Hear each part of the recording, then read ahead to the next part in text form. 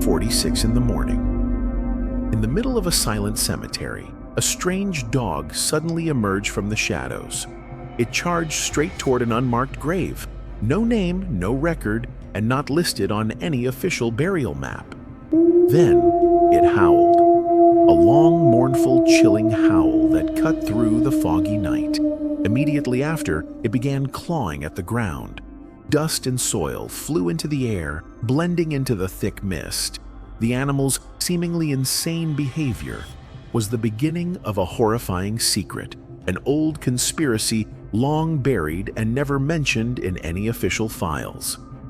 Just a few hours after the surveillance footage was recorded, the security station's on-duty officer, a former special operative named Ben Callahan, felt something was off.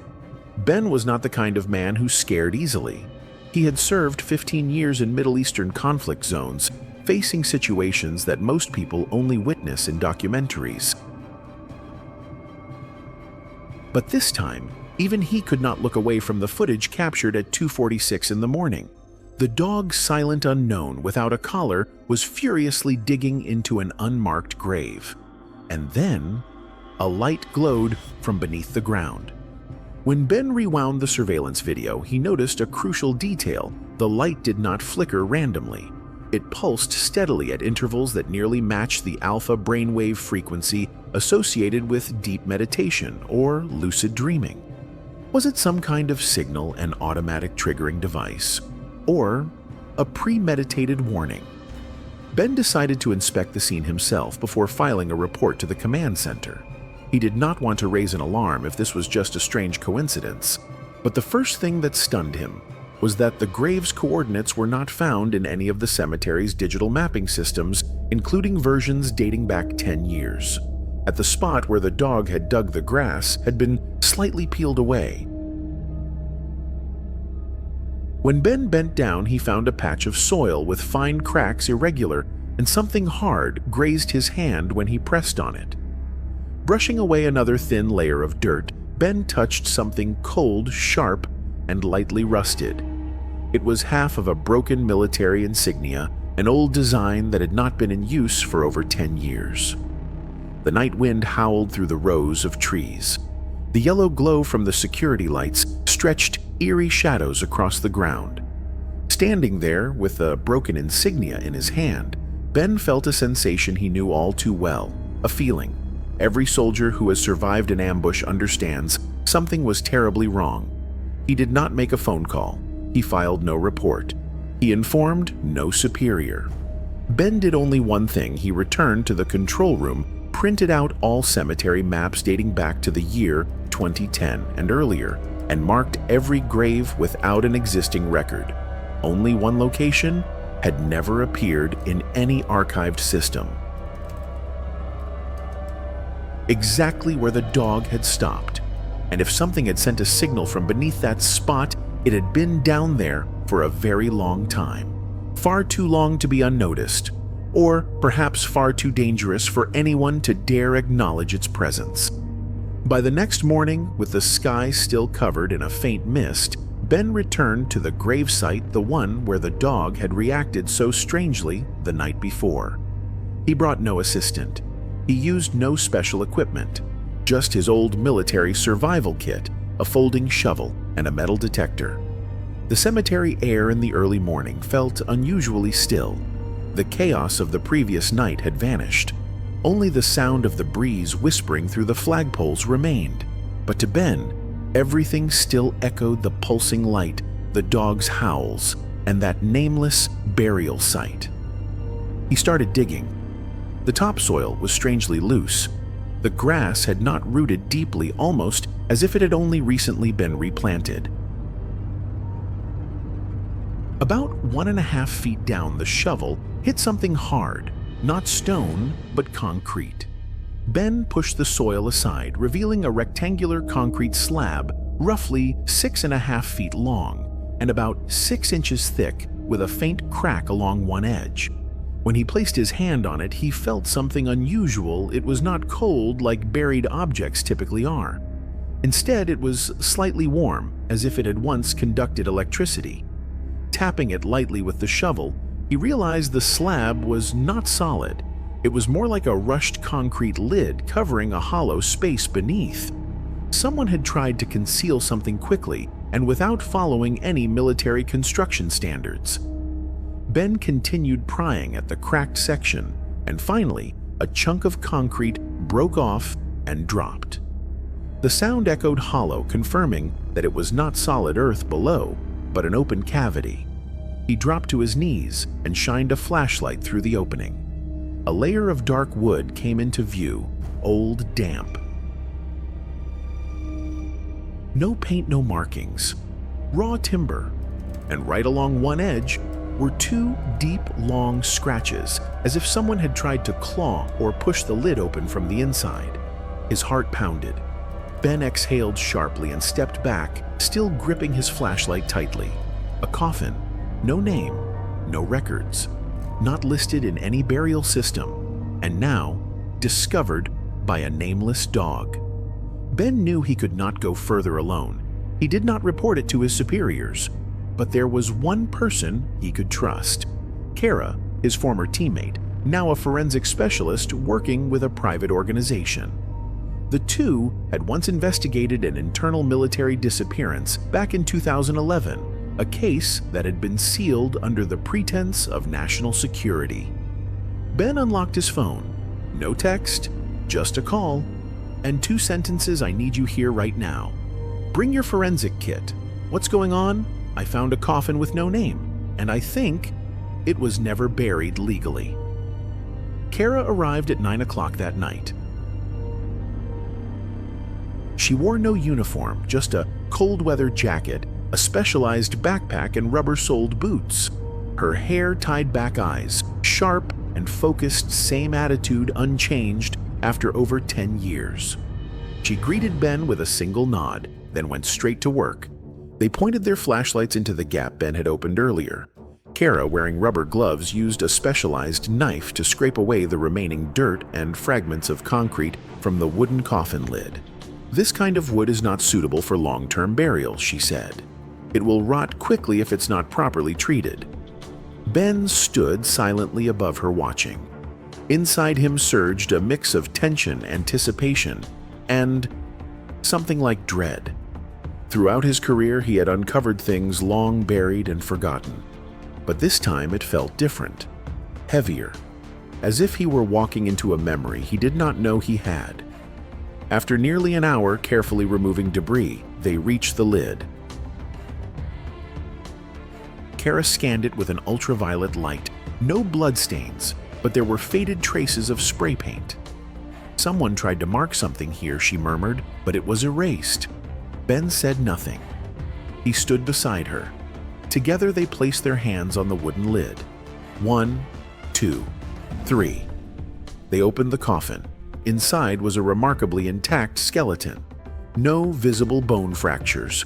The military uniform was decayed, but embroidered details were still recognizable. The most disturbing part was the face, or what remained on the skull. Part of the facial skin was still clinging on dry, shrunken like parchment, and both eye sockets were scorched. Kara pulled out a camera and snapped photo after photo in silence. She scanned the body again with an ultraviolet light, this time revealing strange marks around the collar, like the remnants of a rope burn, possibly removed using chemicals. She stepped back and took notes in her notebook. Possible execution before burial cannot be ruled out. Ben stared at the badge on the uniform's chest. He recognized the symbol. Tactical Intelligence Unit disbanded more than a decade ago.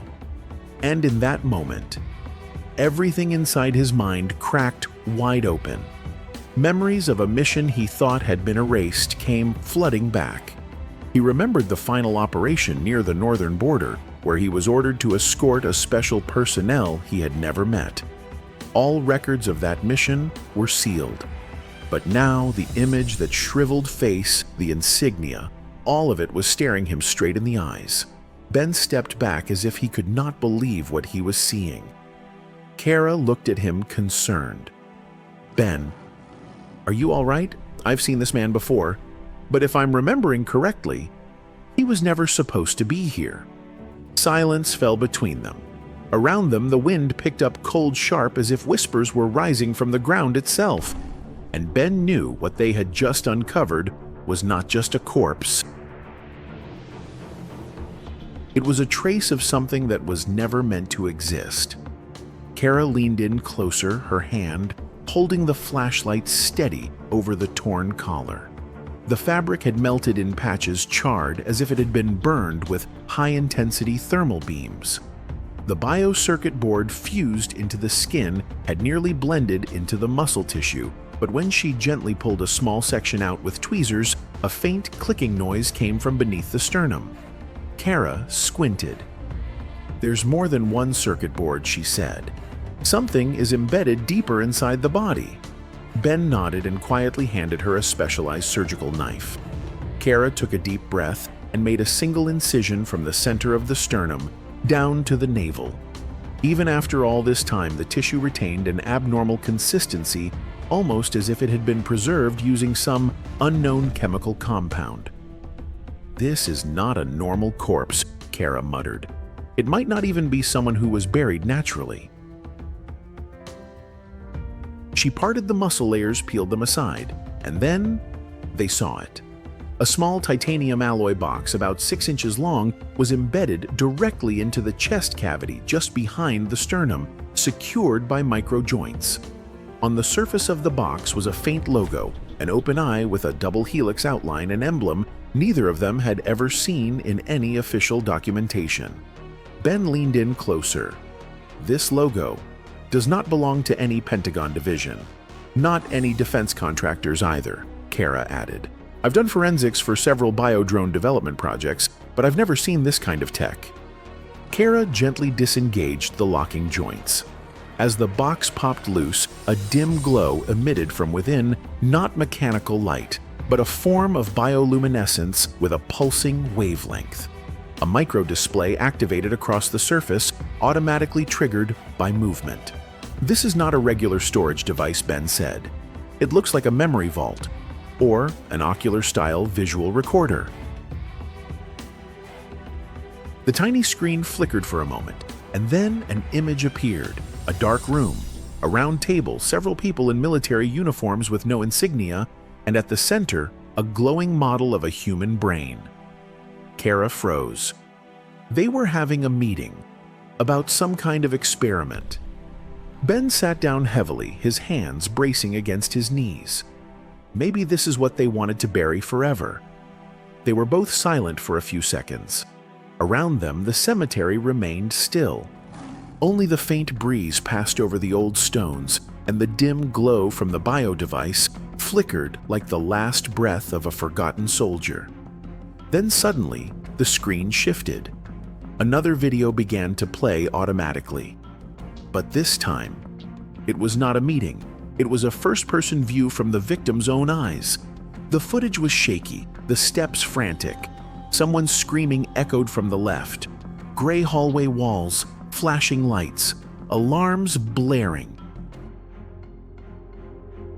The final scene stopped in a sealed room with reinforced glass, where a man in a white lab coat held a device to the soldier's head, the very same soldier lying before them. "Damn it. They implanted this thing while he was still alive," Kara whispered. "And they recorded everything."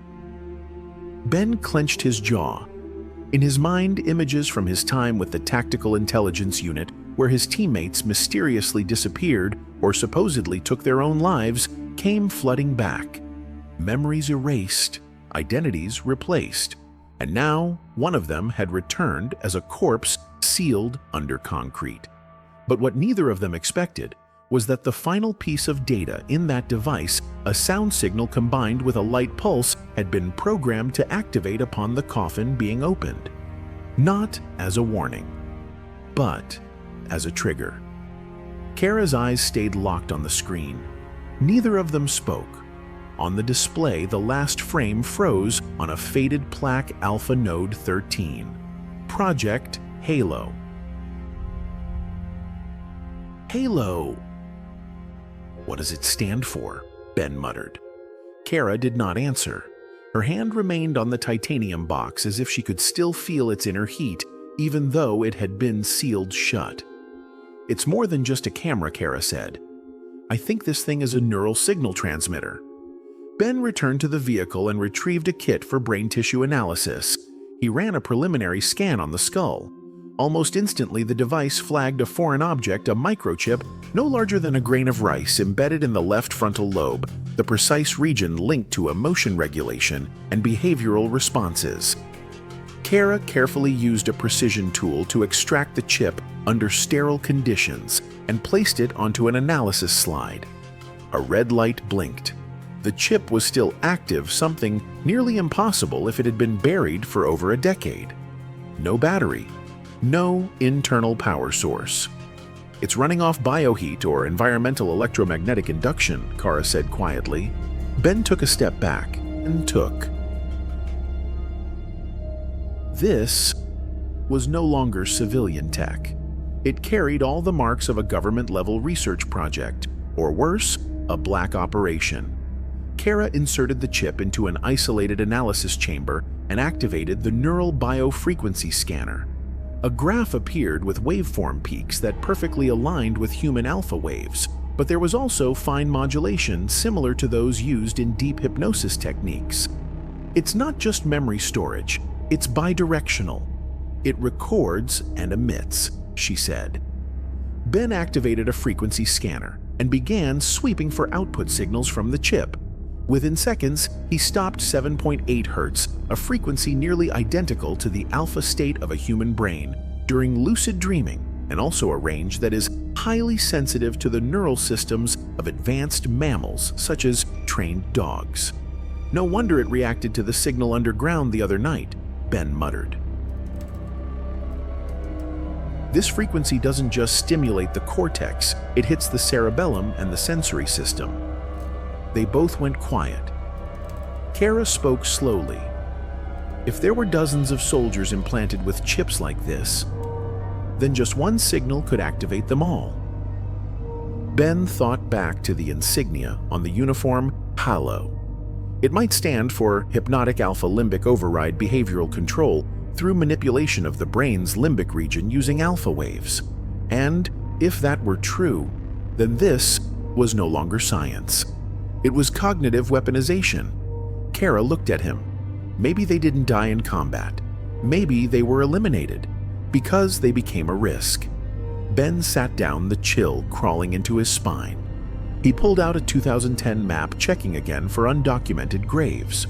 4 other locations lined up in the same transmission arc, pointing toward an old Air Force base. At that moment, Kara reopened the coffin and examined the inner lining. A near-transparent piece of biopaper, barely stuck to the inside of the shirt lining, slipped out. She picked it up. Written in nano ink was a single line. "If you're reading this, it means I failed, but the copy is still in the right eye. Do not let them reactivate. R." Ben froze. The right eye of the skeleton had not yet been examined, and they were not done with anything yet. Ben stood silent for a moment. One quick glance at Kara, and without needing to speak, the two began preparing for a high-risk procedure to examine the right eye of the corpse. If the message was real, any wrong move could activate a defense mechanism, or worse, destroy the last remaining data. Kara used a precision clamp to gently lift the skull. Although the eye tissue had decomposed, the microbial structure had preserved the collapsed shape of the eyeball. Inside, an ultra-thin lens was embedded within solidified gel, and it was clearly not natural. "This is a sensor-integrated lens," Kara whispered, her voice trembling with excitement. "A kind of biological camera. It was grafted directly into the retina." Ben aimed a near-infrared scanner at the right eye. A pulse of light flickered, and then the connected monitor lit up, faint but unmistakable. It was playing a video. The signal was unstable at first, but then it cleared and an image began to emerge. It was a room, a hidden briefing room with the Halo logo faintly printed on the wall. 12 people in senior military uniforms sat in a circle around a black steel table. A voice began to speak like a recorded briefing. Phase 3 is in progress. We have reached 72% alpha wave synchronization, but stability beyond the primary broadcast zone is still unachieved. Another voice chimed in. We lost 3 test units in Zone B due to uncontrollable emotional disruption. Then a man stood up, not in uniform, but in a lab coat. He pointed at a projection showing a human brain with the limbic region marked in red. If triggered remotely, the system requires an emotional amplifier, an inspiration, a fear, or a traumatic memory. Without that touch point, Halo is just a signal replica. It cannot control behavior. Kara whispered, "They're trying to build an artificial emotional reflex system." Ben nodded, but what came next made them both go still. One officer in the room spoke up. The project must remain classified. If it fails, all personnel involved must be erased. Then the screen flickered before showing one final image, a satellite map with red markers lighting up over more than 10 different areas across the United States. Some near military bases, others deep in small towns. We need to sanitize the test zones within 6 weeks. After that, Halo will enter Phase 4 mass activation via satellite broadcast. The signal ended. The screen went black. Kara and Ben said nothing.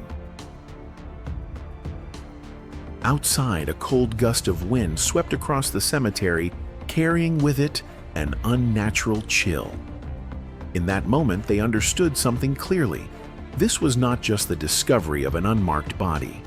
They had uncovered the lid of a buried project, one that could change everything humanity thought it knew about war, free will, and the very nature of control.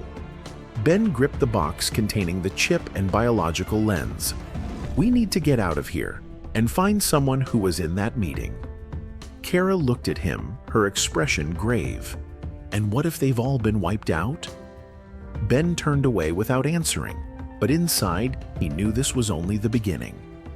The next morning, before the sun could pierce through the thick layers of fog, Ben felt it clearly. They were being watched. That instinct, sharp as a blade, did not come from any sound, image, or motion. It was the kind of heightened awareness that had saved his life more than once during high-value target hunts in Afghanistan. And this time, he knew it was real. As he and Kara left the grave and walked toward the car, Ben's cold, steel-like gaze swept the tree line along the cemetery's edge. No one in sight, but fresh tire tracks were pressed deep into the damp grass specialized tread not available on the civilian market. Someone had been there during the night. Ben said nothing to Kara. Instead, he returned to the old command room, long abandoned since the cemetery had been handed over to local authorities in 2020. But somehow, the power was still on. He restarted the internal camera system from a backup server, an isolated setup never connected to the main surveillance network. It took just 5 minutes to access.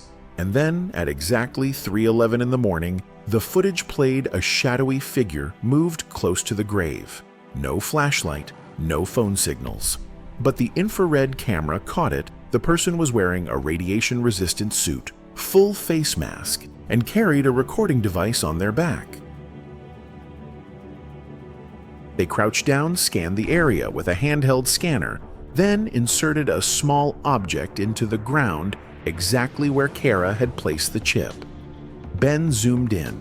The symbol on the device was a triangle inside a circle with 3 glowing dots, the emblem of a secret military division he had only heard about in classified briefings, the Bureau of Cytological Coordination, known simply as BCC. Right then, the monitors went dark. All recent video files wiped clean. Ben stood frozen. Someone did not want them to continue, and that someone had enough power to intervene remotely. Kara walked in, seeing him staring at the blank screen. What happened? Ben did not answer. He grabbed the old map, marked a new red symbol in the bottom right corner where the camera had recorded the intruder. Then he folded the map and tucked it into his pocket. "They know we're investigating," he said, "and we're running out of time." Kara sat on the back seat of the car, a soft blue glow from the spectrometer in her hand casting a pale light on her face. The right eye of the corpse, the one that carried the warning the copy is still in the right eye, was now under the lens of a specialized microscope. And what she saw went far beyond any of their initial assumptions. It was not a real eyeball.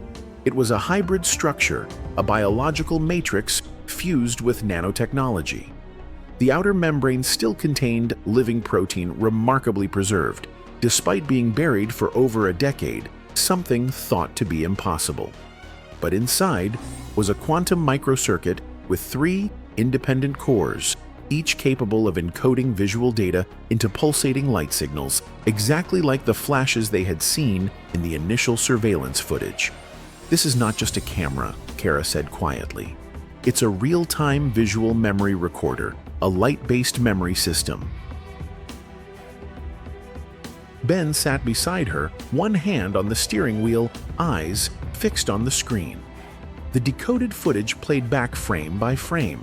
It began in a semi-subterranean lab, its walls lined with electromagnetic shielding mesh. A silver-haired man wearing a lab coat with a military officer's badge stood between rows of tables holding soldier corpses, bodies showing signs of seizures and complete neural loss of control. The voice from the footage was low and firm. "We have successfully synced alpha signals with the limbic core, but cortical phase deviation is still causing severe damage. Subject 013 is the first case to remain stable for more than 48 hours. The image shifted to a top-secret meeting. 5 generals sat across from a civilian representative. Behind them, a projector screen displayed the title Phase 4, Dream Engineering Initiative. One general spoke, "If we can inject combat orders through dreams, there will be no deserters, no panic. They'll believe every command comes from within." The civilian replied expressionless, "As long as it stays hidden, Congress will never interfere." The final clip showed the soldier, the very same one they were examining, sitting in the lab, conscious, eyes vacant, lips muttering an unrecognizable language. Suddenly, the screen flickered. The signal was cut. The device in Kara's hand began to vibrate violently. Someone was trying to breach it remotely. She instantly disconnected everything and pulled the battery. Ben looked at her and gave a silent nod. "We're not just watching the past," he said. "We're reactivating part of it." A gust of wind swept through the car window. Ben glanced into the rearview mirror, and in the distance, barely visible through the fog, a black SUV turned into the cemetery. Its headlights were off, but he knew they were out of time. He turned to Kara. "They won't just erase the traces this time. They'll erase the witnesses." Later that night, while Kara was organizing the collected tissue samples in their mobile lab, Ben received an urgent message from the internal network, a brief bulletin sent by the Veterans Affairs Office to all affiliated units. The content was short, but it made his blood freeze. Alert report of a missing boy, Dylan Parker, 11 years old, near the Oldfield Cemetery area. He was last seen at 4:20 in the afternoon today. The cause is currently unknown. Ben's stomach dropped. He knew that name. Dylan was the nephew of a soldier who had served with him during the Battle of Kandahar, the man who died, and was buried in the northern section of this very cemetery. "That kid visits all the time," Ben muttered, staring at the screen. He used to sit by his uncle's grave reading comic books. Without hesitation, Ben and Kara rushed to the northern section. By the time they arrived, night had fully fallen. The entire cemetery was cloaked in deep darkness. Flashlights cut through row after row of headstones. Wind rustled through the trees, whispering like distant voices. Then Kara stopped, dropping to a crouch. In the beam of her flashlight lay a crumpled comic book with Spider-Man on the cover next to a small drag mark on the ground. Ben knelt to examine it. Someone was pulled, he said. Not running, dragged. The trail led toward the old storage buildings once used for archiving funeral records. Now sealed off. Ben nudged the door open. It was unlocked. Inside, pitch black. The sound of dripping water echoed from the leaky roof above. Kara activated her ultraviolet light. On the wall, a strange smear appeared, a tiny handprint left in a glistening fluid. Not blood, but a translucent biogel. Dylan Ben called out, his voice echoing. No response. But the air, something in it stirred. A subtle electromagnetic pulse made both of them feel a mild pressure in their skulls. In the corner of the room, they found a steel container pried open. Inside was nothing. Ben turned to speak, but Kara was gone. He spun flashlight sweeping in every direction. Kara. A soft noise behind him made Ben whirl around, and there she was standing in front of a newly opened hatch in the floor. A heavy steel door now cracked open. Below it, a stone staircase descending into darkness, and from beneath, a faint sound of a child humming. No time to hesitate. Ben led the way, Kara following close. Each step echoed with strange, breath-like reverberations. Nearly 20 steps down, they reached an underground corridor. No lights, no signs of life. But the drag marks were still there, clear on the dusty brick floor. Along the walls, they noticed sections lined with lead plating, a method used to block electromagnetic waves. The deeper they went, the heavier the air felt, compressed by some invisible force. And finally, they arrived at a circular room, low ceiling. In the center, a metallic platform. And Dylan. The boy lay there unconscious but still breathing. A small metal band wrapped around his forehead, linked to a series of old wires crawling along the wall like upside-down roots. Kara rushed to disconnect the device, but as soon as she touched it, the room flashed red, and a mechanical voice spoke. Alpha Node 14. Activation failed. Initiating self-destruct. Ben yanked Kara back, grabbed Dylan, and the three of them bolted down the hallway. Behind them, machinery roared and waves of heat rushed after them. Just as they slammed the hatch shut, a thunderous explosion rocked the ground. The bunker door sealed shut. Inside, every trace erased. But Ben knew what they found was not a temporary base. It was the tip of a network, and Dylan might be the last living witness. The basement that had just exploded was now nothing but a scorched, jagged hunk of twisted metal resting in the collapsed ground. Ben stood still for a long moment, his eyes fixed on the thin smoke still curling up from the sealed rupture.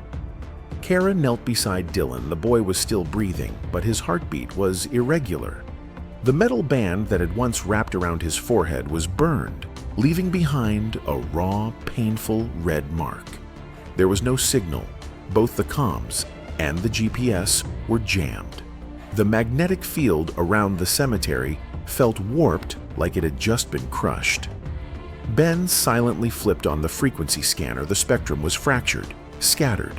Something or someone was trying to blur every trace of what had just happened. Kara, we need to get the boy out of here, right now.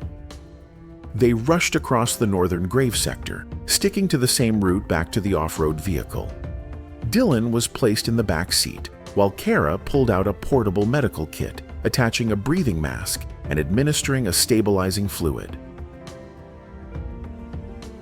In her mind, the images kept flashing the underground room, the tangled wires and the device wrapped around Dylan's brain.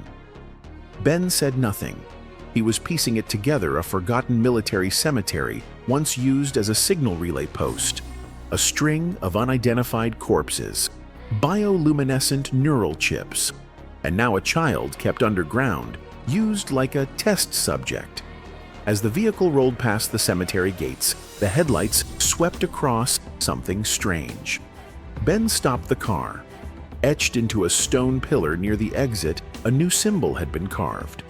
Faint but clearly visible, a circle with 3 lines connecting at the center. The exact same symbol they had seen through the surveillance feed, the one used by the masked intruder. "No way," Kara whispered. "Someone just carved that." Ben stepped out, hand gripping the pistol at his waist. The stone was still warm, laser-carved lines, not yet cooled, which meant whoever it was had been standing there only moments ago, watching them. The air grew thick as they drove away from the cemetery. Then, a black SUV with no license plate blocked their path. 4 men in dark suits stepped out. No badges, no names, no introduction. They walked up and said just one sentence. "We are here to take custody of the boy. This comes from Tactical Security Command." Ben gave a dry laugh. "From who exactly?" One of them held out a set of papers stamped in red, just photocopies. No names, no issuing authority, only a typed line per section 52D, S-class provision. All biological entities connected to the NeuroLight trial fall under temporary jurisdiction of the recovery unit. NeuroLight, Kara repeated softly, as if trying to retrieve something from memory. Ben didn't answer. He stared hard at one of the 4 men, noticed how his eye twitched subtly when Dylan wheezed. "You're not medical. And you're not military," Ben said slowly. "And I'm not handing a child over to people who won't even show their face." The air tightened. The lead man's right hand moved slightly. Kara was faster. She drew her Sig Sauer from behind her back and leveled it at them. "Don't," she said. "We have cameras rolling. Everything's being live-streamed to a secure server. One shot and this all goes public." No one moved. Then, as if on cue, all 4 men climbed back into the SUV. No threats, no warnings. The vehicle reversed, turned around, and vanished into the night like it had never been there. In the car, Dylan began to whisper, his lips forming broken words. Kara leaned in to listen. "Alpha. Module 7. Base Echo." He's naming a location, Ben said. Or maybe an access level.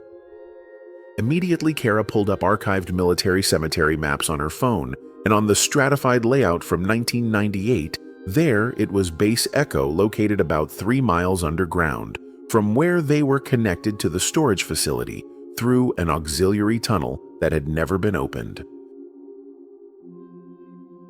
"We haven't seen it all yet," Ben said. "Everything so far has just been the surface, and they both knew if they wanted to end this, they had to go deeper, into the root." It was nearly dawn by the time Ben and Kara reached the forest behind the old training grounds, once a secondary support site for Base Echo, according to the 1998 stratified map. All official access points had been welded shut, but if there was still an old tunnel, it would have to start here at what used to be the primary air filtration station. Knee-high grass covered almost everything, hiding the rusted ventilation shafts. Their flashlights swept through the underbrush until Kara stopped at a broken slab of concrete, half buried in thick foliage. A rusted steel hatch, cracked at one corner, revealed a spiral staircase descending into the dark. She looked at Ben. No words. They both drew their weapons, flicked on their lights, and went in. The air inside was dense, cold, and suffocating, like a metal pressure cooker. Pipes and old electrical wiring snaked along the ceiling above them. On the dusty floor, fresh footprints. "Someone's been in here before us," Kara whispered. They followed the tunnel for almost 10 minutes until they reached a pair of heavy steel doors. Not locked, but etched above the center, the same symbol, a circle with 3 branches at its core. The doors creaked open. A control room. Everything frozen in time from 20 years ago, old servers, dust-covered CRT monitors. But in the center, one console was still active. A small power light blinked green. Kara stepped forward and connected her decryption device. The screen blinked several times, then displayed the interface. This isn't just a technical station, Kara said, eyes scanning the files. It's a neural signal coordination hub. She opened a file. Human brain diagrams, frequency maps. One section displayed data points, tiny dots, each labeled with an ID number, age, and status. Ben felt a chill run down his spine. They've been tracking individuals, one by one, like test subjects. Another file popped up, NeuroLight Phase 3, Human Integration Testing. 12 children listed ages 9 to 13, all once residents of the Oldfield military base or nearby areas. Each child assigned an ID connected to brain chip data. 3 names were marked in red unstable, removed. One name made Ben go silent. Dylan Parker, ID 07. Status under forced calibration. Node 14, Node 14. Kara echoed. That's the bunker under the storage building. A chill crawled up both their backs. Kara opened the audio log's real-time recordings. Log 1402. Male voice, calm and deep subject. 07 responds slowly to alpha audio. Increase gamma light input. If there's no improvement, switch to elimination mode. Female voice, only 48 hours left in the adjustment window. If instability continues, we lose the node. Log 1406. A different voice, harsh, angry. Stop. This wasn't authorized. These kids aren't machines. Original voice. They're not children anymore. They're instruments, and we need 1 alpha before full activation. The screen flickered, switching to old camera footage. Another room. 5 children sat silently inside metal pods, each one with a device fixed to their heads. One of them was Dylan. "Oh my God," Kara gasped. "We're looking at the recordings from before the explosion." Ben grabbed the data drive. "Take this. No matter what's behind that door, people need to see the truth." But right then, the lights went out. A surge of electromagnetic energy pulsed through the room. Machines glitched. Footsteps echoed in the hallway. Not one person. Many. Synchronized. Silent. Unarmed. Ben drew his gun. Kara tucked the hard drive into her chest pocket.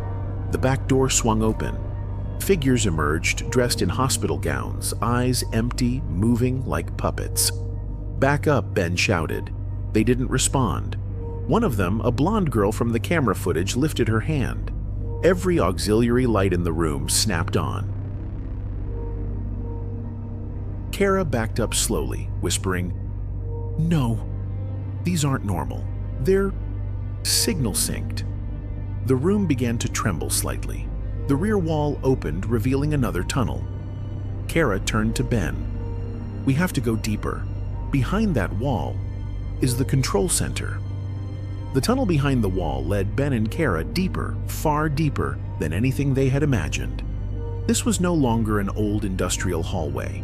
It was a fully operational underground facility, modern and complete with stainless steel surfaces and control panels encrypted with new military codes.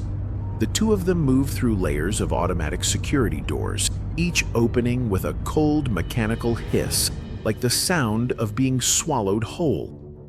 Inside was a dome-shaped chamber. Along the curved wall were hundreds of small monitors, each showing real-time brainwave signals. On the floor stood 12 glass chambers resembling biological incubators. Inside each one was a child hooked up with wire sensors and dreaming. But these were not ordinary dreams. At the center of the room hovered a slowly rotating plasma sphere, transmitting signals directly into each chamber. Kara looked up. "This is the central brain. They call it the alpha core." Ben exhaled heavily. "It's the master neural processor, the thing that controls this entire network of neural signals." Right then, a voice spoke, not through speakers, but from inside their heads. "Welcome to the collective mind. You are the first to enter and remain conscious." Kara dropped to her knees, her head spinning. The neural wave field was trying to invade her will, but thanks to the temporary shield built into the orientation device behind her neck, the signal couldn't fully penetrate. She shouted, "Ben, we have to destroy the central navigation device. If we don't, those kids will never wake up." Ben rushed forward, yanked the biocell from the central conduit. The system began to flicker. But then a warning siren sounded and the door behind them flew open. Two people in white lab coats walked in, but their eyes were lifeless, their movements robotic like puppets. Ben fired. The bullet hit one man in the shoulder, but he didn't even flinch. Kara screamed. They've been fully synced. The neural network is controlling even their motor functions. With no choice left, Ben activated the energy core's overload protocol, then pulled Kara back toward the emergency exit. Just as they got out, a blinding white flash exploded, then vanished. Everything returned to silence. But this was not the end. Kara gasped for air, her back against the tunnel wall. Ben was still holding her hand tightly. The scent of ozone and burning electronics lingered in the air. They had just destroyed the main control center, but that also meant all data that hadn't been backed up was gone for good. "We have the backup drive," Kara said, her hand resting on the chest pocket where she had hidden it. "But it's just a small portion." The core data was still inside the system that just exploded. Ben nodded, his jaw clenched. "That means we only took down one link. How many more of these centers are out there?" A sharp hissing sound pierced the silence. Not loud, but enough to make them both freeze.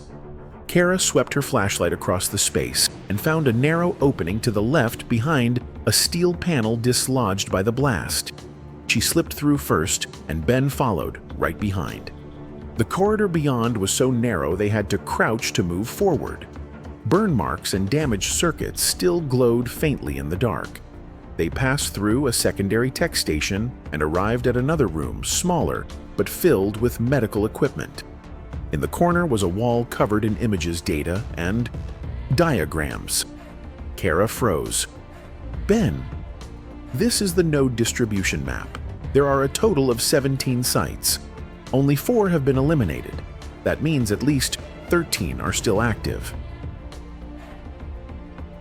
One bold line of text across the top of the map stopped them. Cold Alpha Core is part of a non-governmental network.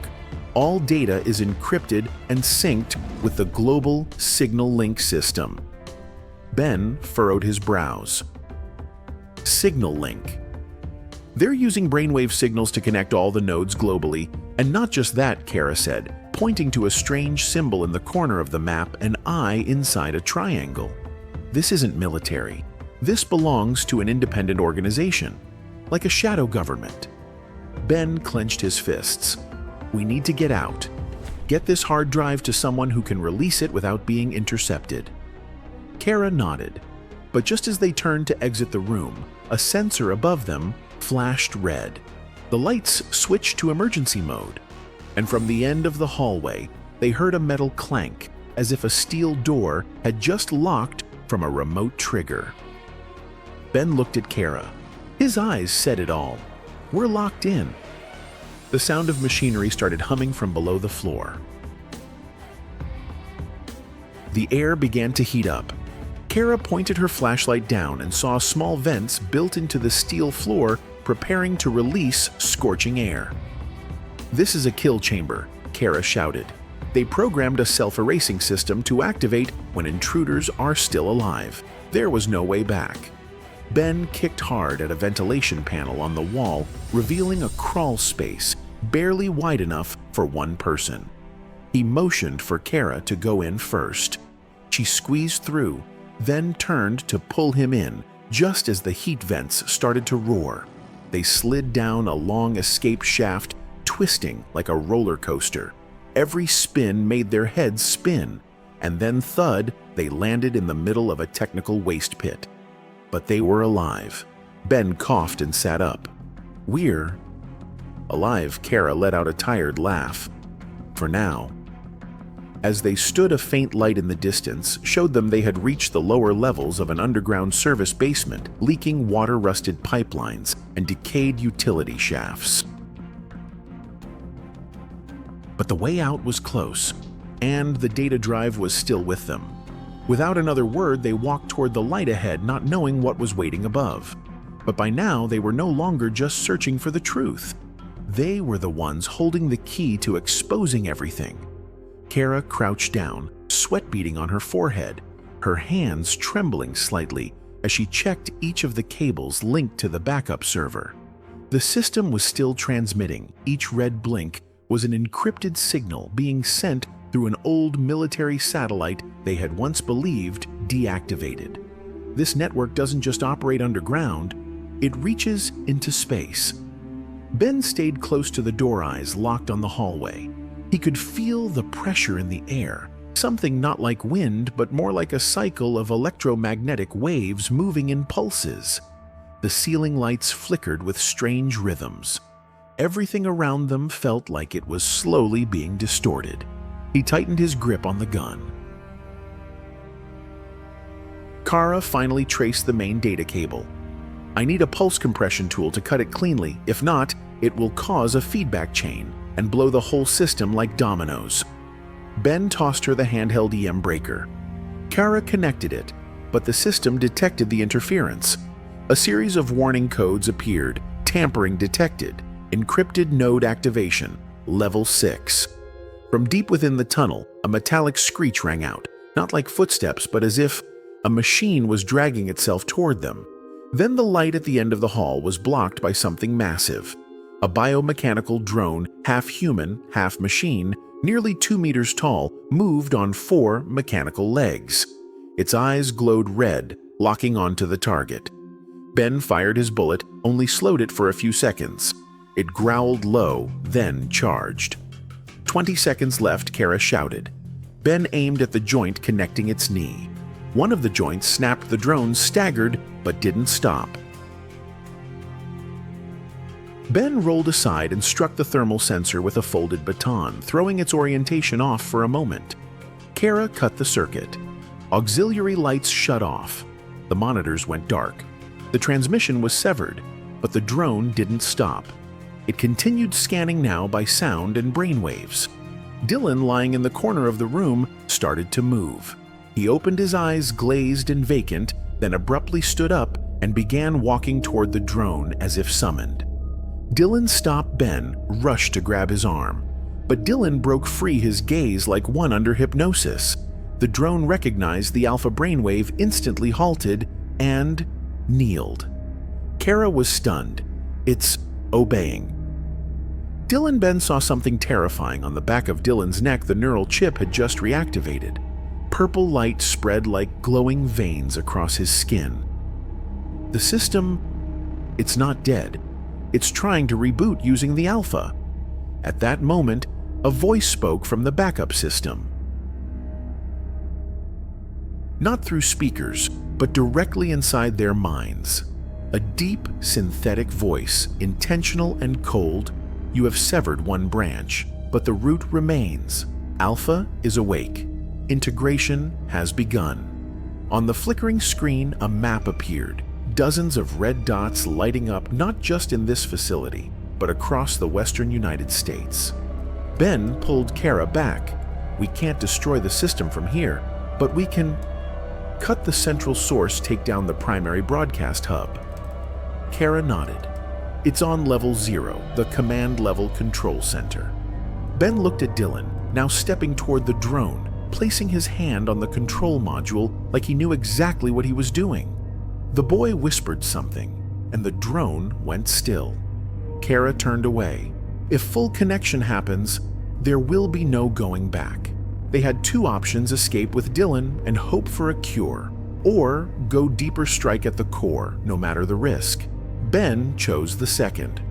"We end this here. No more running." Both of them dashed into the maintenance path one last time, heading toward the central core. The maintenance route was unlike any corridor they had passed through. There were no auxiliary lights, no directional signs, just black electrical cables clinging to the ceiling and floor like artificial roots, tangled and alive. With every step they took, the ground trembled faintly, like a roar muffled beneath the surface. Ben led the way, gun at the ready eyes, watching the vibrating walls. Kara followed close behind, clutching the decryption device, the faint screen glow reflecting off her tense face. No one spoke, a silence filled only by the sound of their heartbeat and the soft breathing noise of the cables. At the end of the path, they faced a double door made of ultralight alloy, surrounded by an electromagnetic mesh, the kind once used in research programs to block invasive brainwave signals. Kara plugged in the device and typed in the decryption code. The response, access denied, biometric required. Ben gritted his teeth. They locked it with biometric access. Kara paused, then turned to Ben. We need a gene-compatible sample tied to the network. Ben immediately opened the data archive. In his hand, the complete profile of Dylan, the so-called natural alpha, was displayed. Kara transferred the data into a biometric emulator. A rapid scan was generated, and they printed a temporary biometric profile. They inserted the biometric key into the panel. 1 second, 2. The light turned green. The door opened. Inside was not a control room, but a massive spherical chamber bathed entirely in soft blue light, rhythmic and alive like a living organism. Across the walls, glowing circuits pulsed in sync with a simulated heartbeat.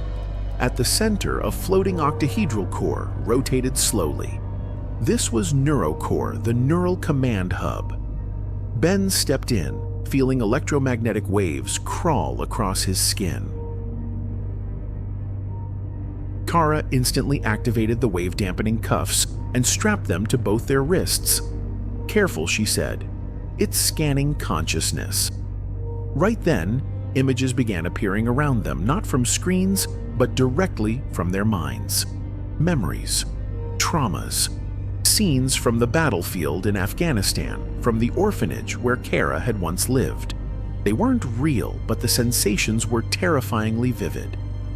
This is an emotional sync system. It doesn't just read brainwaves, it recreates the subconscious, Kara said, voice trembling. Ben stared straight at the NeuroCore. We have to destroy it. But the system seemed to read their intent. Suddenly, a section of the floor opened, revealing dozens of human-sized drones. They didn't attack, they didn't shoot. They stood still, radiating magnetic waves. Kara nearly collapsed, her eyes bloodshot, her pulse spiking. They're manipulating gamma waves, forcing the brain into an open state. She gasped. Ben gritted his teeth, fired at one drone. It shattered, but another immediately took its place. Take down the central source, he shouted. Kara fought to stand, ran to the auxiliary panel. She connected the cable, typed the overload code. But the system responded. The red warning lights started flashing. A voice echoed from the NeuroCore, not synthetic anymore, but human. Calm, cold. Humanity no longer controls evolution. We merely accelerate it. Ben stepped forward, fired directly at the core, but was knocked back by a force field. Kara screamed. It's protected by a plasma shield. It can only be disabled using internal code. Ben turned to her. You mean a natural alpha has to go inside? Kara nodded, eyes filled with dread. Only Dylan can disrupt the signal. But if he does, his brain will disintegrate. Ben paused, then said, Call him. Moments later, Dylan appeared at the doorway. No one had summoned him. He just knew. Or the core was calling him. Kara approached, knelt down. Dylan, you can save everyone, but it will hurt. The boy didn't speak. He only nodded. He walked into the core. The field lowered. The NeuroCore slowly opened like a steel flower. Dylan reached out and touched the core. A burst of light exploded. A scream echoed not from mouths, but from the entire room. Drones burst into pieces. The walls shook. Kara and Ben were thrown backward. Then, Silence. When the light faded, Dylan lay still in the heart of the core, but the neurocore was completely shut down. Ben rushed to hold the boy. Kara checked his wrist. There was still a pulse. Faint, but alive. "He did it," she whispered. A loud alarm sounded. The structure was entering self-destruct. Kara pulled Ben up. "We have to get out, right now." Ben picked up Dylan. Kara cleared the way.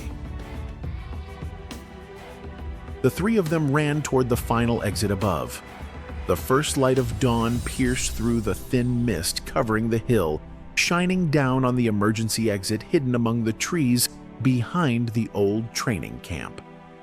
Ben was the first to emerge from the ground, his clothes covered in mud arms, still wrapped tightly around Dylan.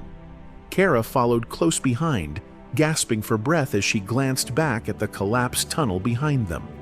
A deep rumble echoed from underground, then silence.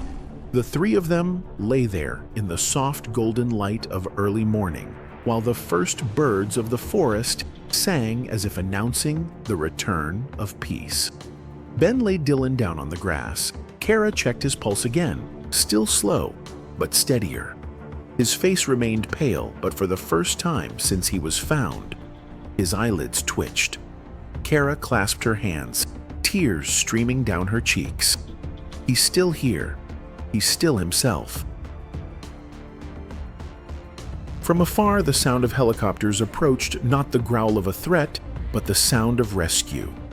Kara had managed to send an emergency distress signal from the backup transmitter just before the tunnel collapsed. Now, all they had to do was wait. For the first time after days that felt like a nightmare, Ben let his body relax, still holding on to Dylan. He looked up, the sunlight touched their dirt-smeared faces, but brought with it real warmth. "We ended it," Kara whispered. Not sure if it was to comfort Ben or to convince herself. Ben said nothing. He looked at Dylan, the little hero, the child who stood between humanity and programming, and chose to come back. From the hillside, the rescue team appeared, weapons lowered once they recognized two survivors and a child. A medic knelt beside Dylan. Kara stepped back to give space, but her eyes never left the boy. "This is not the end," Ben said, his voice low. "There will be more questions, and many people will try to silence us." "But we have proof," Kara replied. She pulled out the hard drive, still wrapped in its shock-resistant casing, completely intact. "That network, those experiments, the entire log system, it's all in here." Ben nodded, but his gaze remained fixed on Dylan. He knew the boy was the most powerful witness, a living testament to the danger of artificial intelligence touching human consciousness, and also a symbol of bravery. In the distance, the sun rose over the pine ridge. A new day had begun, and another world was beginning too, one where the truth was out, and where people had to decide, do they have the courage to face what they had created, Washington, D.C., 2 weeks later. Outside the Capitol building, reporters, cameras, and a heavy security presence filled the plaza. This hearing was unlike any other before, because this time it was not just about politics, it was about humanity. Inside the closed chamber, the Department of Defense listened to the testimony of two direct witnesses, Ben Callahan and Kara Sung.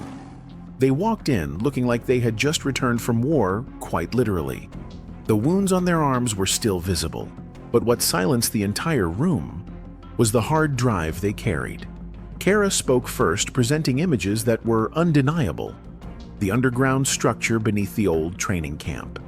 The bodies of children on operating tables with biological chips embedded in their brains. Data logs from the NeuroLight system. Lists of children who were tracked and used in the experiments. Audio recordings of secret meetings where high-ranking military tech and political figures discussed what they called the integrated generation selection. Ben stood, his voice firm and unwavering. This system did not just cross ethical boundaries, it became a psychological weapon. And they planned to scale it far beyond the 12 children who were sacrificed. The council fell silent. At that moment, from the back rows, a young girl stepped forward. The blonde-haired girl, once seen by Ben inside the central chamber, had now been reunited with her family, free from the neural synchronization. Her voice trembled, but every word carried weight. The only thing I remember, while I was connected to the device, was music. Someone at the center used to play songs. It was that kept me from forgetting I was human. Kara turned away, tears falling silently. That simple testimony carried more force than any accusation. Some committees immediately tried to classify the incident as a national security matter. But public opinion did not stay quiet. International media joined in. Pressure escalated. Eventually, an independent investigation committee was formed. One by one, officials and experts at the Pentagon were summoned. Spectral Hive. The command system behind NeuroLight was brought into the light. Ben and Kara were threatened, the media was censored, and some sources tried to distort the story. But they did not back down. Within a month, all data related to NeuroLight was released to the public. Tech corporations linked to the biological chip supply chain were investigated. Major stocks plummeted. And then, while the government scrambled to contain the information, a video surfaced not from an official channel, but spreading like wildfire on its own. The screen trembled slightly. Then the boy's face appeared. Dylan Parker. He looked straight into the camera, calm and composed, speaking slowly. "My name is Dylan Parker. I was once used to become part of the system, but I never forgot who I am. And I want people to know we still have a choice." That video spread like wildfire. From a nameless child once seen as a biological test subject, Dylan became a symbol of resistance against the invasion of human consciousness. For the first time, the story was no longer about national security. It was a story about ethics, courage, and the will to remain human. Washington Post, 1 week after Dylan's video. On the front page, his face. Headline: "A child stood up and the whole system shook." The article went deep into the case, but more importantly, it chronicled the growing wave of public reaction across the United States and the world. Parents frantically reviewed their children's medical records. High-tech schools were forced to explain funding contracts, and biotech companies found themselves at the center of an unprecedented boycott storm. At the Pentagon, an emergency session was held. There, generals and security analysts clashed fiercely. One faction demanded the story be suppressed, all remaining traces erased. The other, fewer in number, argued that it was time for transparency and to shut down all projects similar to Spectral Hive. Ben Callahan was invited as a special witness. He brought no documents, just one statement. "When you try to control human will like a light switch, you lose control of the consequences. This is no longer a defense secret. This is a matter of moral survival for our society." A national debate ignited. Major news networks launched special programs titled Artificial Dreams: The Real Nightmare. Neuroscientists, philosophers, veterans, and human rights activists gathered to discuss. The question grew louder. If humans can connect minds to machines, is there any boundary left for free will Dylan? The boy who had once been the center of the neural network was now slowly recovering under the care of Kara and a specialized medical team. The physical damage could be healed, but what Kara feared was the deeper mark left in his mind. One night, Dylan woke with a jolt. He looked at Kara, his eyes reflecting confusion. "I still hear the waves." Kara checked for signals, nothing abnormal, but she knew what Dylan was hearing did not come from outside. It came from within, an echo left behind by the fallen network. Ben, at that time, was working with a legal team to protect Dylan from being seized or subjected to forced testing by defense agencies. The fact that he had once been part of NeuroLight alarmed many, and they were trying to classify Dylan as a national biological asset. Ben refused. he called a private press conference, and there before dozens of journalists and survivors from other secret trials, he declared, "No one, not even the government, has the right to label a child as property. Dylan is a human being, and if necessary, I will adopt him, take legal custody, and bring this case before the Supreme Court." A wave of support erupted. Human rights organizations, child protection groups, even a few progressive politicians began siding with Ben. An online campaign called Protect Dylan spread rapidly. Within 48 hours, over 10 million people had signed a petition demanding the government leave the boy alone. As the Protect Dylan movement continued to grow, the government could no longer look the other way. The pressure from the media, from millions of citizens, and from human rights organizations forced them to back down. Dylan was placed under the temporary guardianship of Ben Callahan, pending a final ruling from the Supreme Court. But when Ben stepped out of the federal courthouse, holding the boy in his arms, he knew this was not just a personal victory. It was a turning point. A child once seen as nothing more than a test subject. A soldier once believed to be retired. A dog once dismissed as useless. And yet, together, they had shaken the system.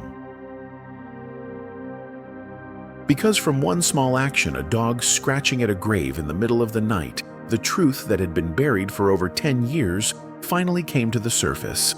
And now that the political storm had momentarily calmed, now that Dylan was living like a normal child, now that the evidence had come into the light, people began to look back and ask themselves, how many more nameless graves are there like this? How many secrets still lie buried, waiting to be uncovered? And could this really be just a single isolated case, or the tip of something far bigger?